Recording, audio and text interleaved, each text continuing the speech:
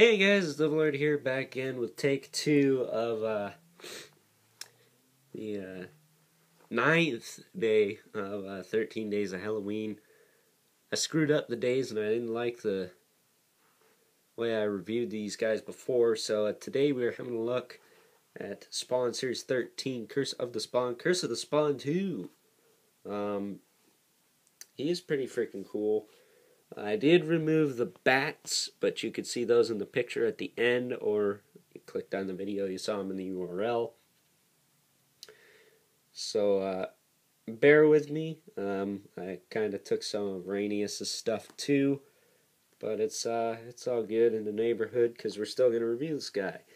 Now, having a closer look at him, before we do that actually, here he is next to Ghost Rider. Size comparison junkie. It is about the same height. You know, it's the top of their heads, I suppose.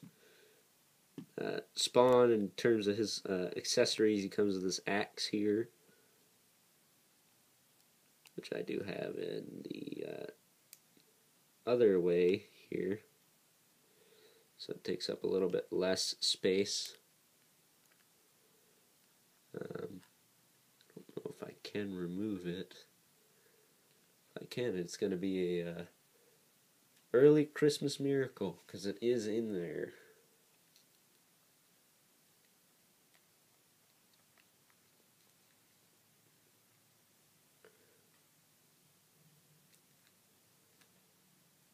Well, it seems to want to move, so. Ooh. Well, there you go. There's the axe. Give you a closer look at that with all the details and stuff on it. Really cool looking. It's got like a spinal cord type deal at the bottom. Really nasty. Only reason I didn't cut out there is because it wasn't going to take too long. I did have to peg one of the wings back on though. If you're wondering about the wings, they do articulate, although I have mine locked into place, so they will keep from falling out. And they give him a little bit more arm room, but he does have shoulder joints, and the wings do rotate. They're just locked into place right now. He also has wrist movement at both hands. And then this one actually has a lower arm rotation. And this one, unlike the other one, the Reborn edition, his head will rotate. I was lucky and managed to get that to crack, so that's pretty cool. And his head sculpt is pretty gross too. You can see the torn flesh on the top there. Really crazy looking in terms of the sculpt on or in that department. He's got some hip rotation there. Really sucks that they choose to do that instead of perhaps the T-joints like some of the other Spawn figures have, but you know, what are you going to do? I do like the fact that they kept the skulls. I like the skulls there. The 3 on his torso. Usually a Spawn given. He's got some bones wrapped around his legs here. And on the back,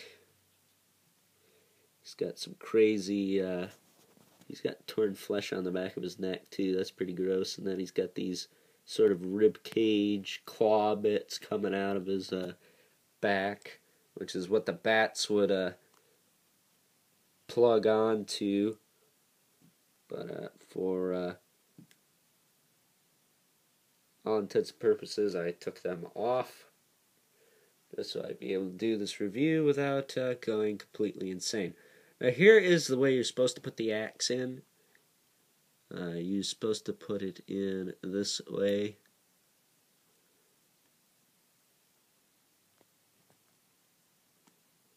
And then, yeah, it's sort of a bit of a loose fit after you do it the way I had it, but, you know, it still gets the job done.